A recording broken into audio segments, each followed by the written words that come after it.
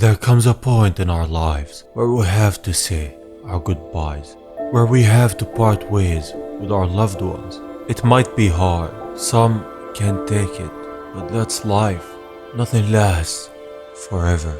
What we do in this life and how we treat people is what will define who we are. It's the thing that will leave an impact. Life will still go on no matter what. And this is the story of the time that Goku died, the time that our hero left the earth, leaving everyone that he loves. This is a dream from the world. Believe in what's possible, in the tomorrow you have been given, in prayers, in desires, in all this world has dreamed of. The story starts in the future Trunks timeline, when Goku came back from Yard Rat and faced Frieza. Then and there, he has beaten him on Earth one last time. In front of everyone's eyes, he has beaten Frieza. Goku has came back, not knowing that time would be long till he leaves them. It's the first time they've all are seeing the Super Saiyan form. They greet him. Everyone knew that he was alive, but never knew where he was. They're talking and talking. They didn't see a spaceship. How did he come? He tells them using a technique called instant transmission. When Namek was about to explode, he found Frieza's ship to be broken. He thought for sure it was the end for him. But then he found a Saiyan pod and left planet Namek. He didn't know, he doesn't really recall what happened next. That's when he came to. He was on Yard Rat. Yard Rat, the planet known for its techniques, and it took Goku a lot of time to know how to use instant transmission. He smiles. He wanted to stay there to learn everything that he can, but he doesn't have time. It will take him all of his life. Vegeta looks at him like his old self and says that he doesn't care if he's a Super Saiyan or not. One day he will beat him. One day he will defeat him. Goku smiles back at him. Sure, he knows that Vegeta is on their side.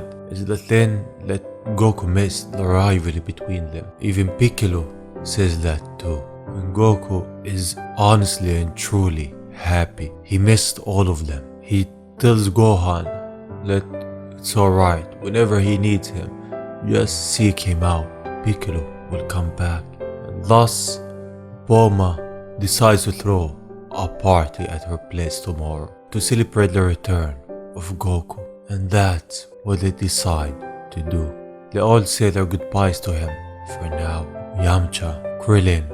Before Krillin leaves, he asks Goku why he just learned instant transmission and nothing else. Goku tells him, someone that looked after me in a lot of ways while I was there took a good long look at me and said, you lack time. This will be of great use to you. The Yard Rats know that he would last for long. And Goku himself doesn't know what he truly meant. He just thinks that it's because of Frieza. But Krillin, he looks unsure.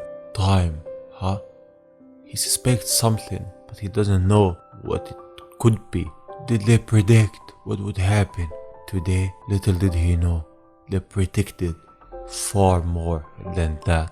As Goku comes back home, Chi-Chi slaps him. And then she hugs him crying. She misses Goku. She misses her husband and her love. She loves him with all of her heart. That's why she's crying. As tomorrow comes, Goku goes to Bulma with all of the others to celebrate him. They all have fun, but Goku collapses. He thinks nothing of it and starts laughing. It's the beginning of the end. Nothing lasts forever. In the night, Gohan's flying above the city, searching for something. He arrives at the capsule corps asking for Bulma. It's late and he knows that, but something is up. Bulma is there. He needs the dragon radar. But why? Bulma asks him. Something is wrong? He says, it's Dad. Dad. He screams at the top of his lung. Dad is going to die. As he goes in and hugs Bulma. She's in shock. What happened? Tell me everything, Gohan. And this is Bulma, the childhood friend of Goku. From the outside, Vegeta is there. He hears what's gonna happen to Goku, and he himself can't believe it. His rival, the one who he wants to surpass, will just die like that. Bulma tells the others, Krillin, all of them, that they need to find the Dragon Balls now. Krillin heads as fast as he can. Master Roshi, on the other hand, looks up at the sky. He knows Goku since he was young. He loves him as much as possibly can. This is a time of peace. Just when I thought things have finally calmed down. How could this happen? The man who's reached the zenith of power in the universe is going to die of a virus. What cruel twist of fate is this? They're right. You can achieve whatever you want, surpass anything, but time and fate are twisted. You never know when you will leave this place. In Karen's place, it's Tien. He wants Sinzopines to try and cure Goku, but Sinzopines don't do that. They just heal wounds, they don't cure viruses. Even so, they can't stand around and do nothing. It's Goku, after all, their hero, their friend. Karen says, I understand. It will make you feel better to try. Here, and he gives him a Sinzopine, but he apologizes. I'm sorry I can't do more. It's far too tragic. Oh God, is this to be Goku's fate? Can nothing be done? And on Kami's, Piccolo is there talking to Kami. He knows what will happen to Goku. For a Super Saiyan to die of a virus of all things, Piccolo wants him to do something. He can't just let him die. He needs to authorize the dragon to make a wish and an exception for Goku. But Kami says, I'm sorry, there's nothing I can do. Not even I, as God, can. Rather because I'm a God, I can't interfere. I'm sorry, Piccolo. Just know that it hurts me as much as it hurts you. And I know, Kami, you can't revive someone twice with the Dragon Balls. Piccolo tries to act tough, but we know he's holding his tears. He can't let him die of a hard virus. It's unacceptable. But Kami shouts, nothing can be done. No one can be revived by the Dragon Balls more than once. It can't be done. Forgive me, Piccolo. Is this it? There is nothing that they can do. There is nothing. In the capsule corpse, Bulma is trying everything she can with the help of Yamcha, searching for the Dragon Balls. Vegeta walks in and hits the wall, breaking it. He's on his nerves. Very funny. A virus. This happening to a Super Saiyan outside battle. What a joke. I refuse to accept it.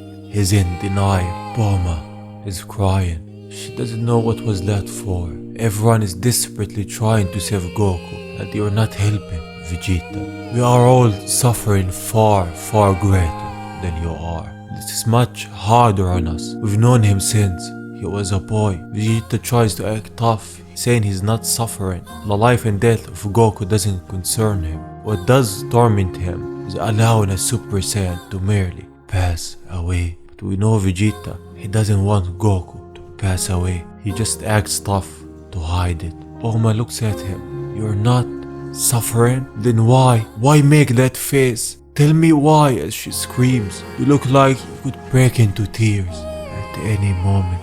Vegeta holds Bulma and throws her at Yamcha. He's angry, but we see he's holding his tears. Bulma tells Yamcha, let him go. What I said was cruel. Gohan and the others are still looking for the Dragon Balls all over the wall.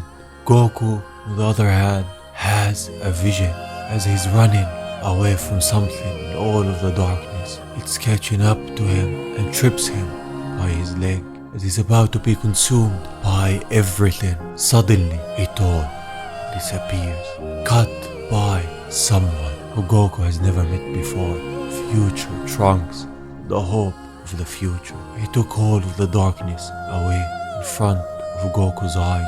He's having a vision of him, a vision of the one who will save the future after him. Then he wakes up calling for Chi-Chi. He says, I'm sorry. It had to be this way. Chi-Chi. She just yells at him. She loves him this much. Don't you dare apologize. You're not in the wrong here. Can't you see that? You're sick. It just happens. I won't hear another word of it. And that's final. But Goku just looks at her. Chi-Chi, he wants her to understand that this is the end. She looks away and says, don't make me yell. I promise myself I'll save the lecture for after you're better. Goku is hurting. It is talking. I'm always doing something to deserve a scolding. Only because of your childish ways. Always off chasing a dream, Chi-Chi says. He apologizes more. I'm sorry, she says. I said, I don't want you apologizing. Don't speak. Save your strength. Please, Goku. She can't take it anymore. She loves him. It hurts her see the one that she loves, her best friend and her husband, like this. As he calls for her once more, she turns around crying. Don't you say another word. You are sick. Listen to me. Just this once. She cries more and more. Nothing I say ever gets through to you, but I need you to listen. Just this once. She wants him to get better more than anything. He says, you are right. I'm sorry. Are you? Really? Yes, if you truly mean it. Promise me one thing, she says. Promise me you won't die. That's all I ask.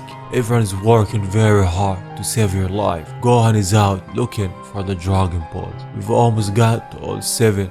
So please, with all of her heart, she asks him to live. He tells her, lend me a hand, Chi-Chi. I might not be able to stand on my own. He transforms to a Super Saiyan and gets up. He says, I have to go, Chi-Chi. There's something I must know. I can't grant your wish. He can't promise her to stay alive. He can't do that sort of thing because he knows this is the end of him. In another place, Gohan and Krillin summoned Shinran. But Shinran can't grant them their wish. He can't cure Goku because he was revived once. He can't make him escape death. There's nothing that they can do. Nothing to be done. As Goku arrives there with instant transmission in front of Gohan, he hugs him and says, don't worry, I'm fine. He wants to take it from here. He wants to take this wish. Thus Shinran tells him, state your wish. I had a dream. There was a boy who came from very far away. In this dream, to achieve what we couldn't achieve, to fulfill our unfulfilled desires. In this dream, he brought hope. Tell me, Shinran, that is my wish. Is it possible? Is there hope for a future where we can regain all that's been lost? Shinran says, such a future exists. If you speak only of possibilities, all futures exist. Your wish has been granted. He thanks Shinran. Farewell. He starts crying.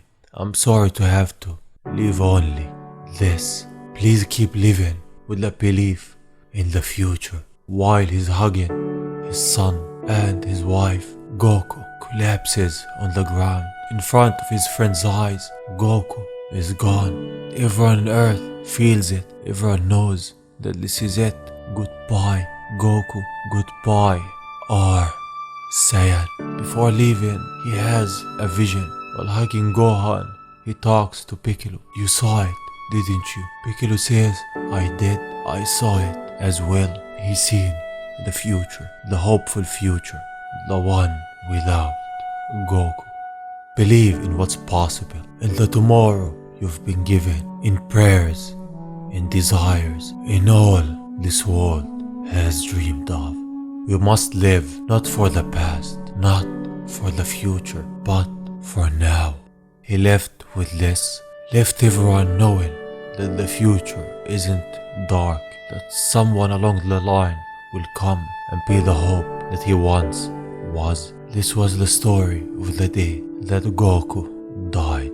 The future will always be brighter, will always have hope, no matter what happens. Thank you for watching. If you enjoyed, subscribe and like, and if you didn't, dislike. Saying that, I will see you on the next one. Bye bye, Goku.